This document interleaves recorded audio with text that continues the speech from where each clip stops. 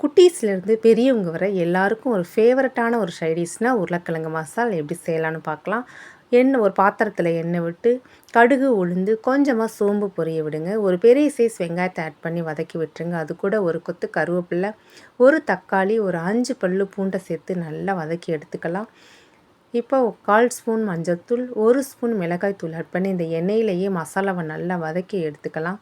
மசாலா நல்லா வதங்கினதுக்கப்புறம் நாம் வேக வச்சு கட் பண்ணி வச்சுருக்க உருளைக்கிழங்கை ஆட் பண்ணிக்கலாம்.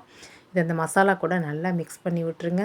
இப்போ இது கூட தேவையான அளவு உப்பு சேர்த்து கொஞ்சமாக தண்ணி தெளித்து விட்டு நல்லா மிக்ஸ் பண்ணி மூடி வச்சு ஒரு 5 மினிட்ஸ் வேக வச்சு எடுத்துக்கலாம்.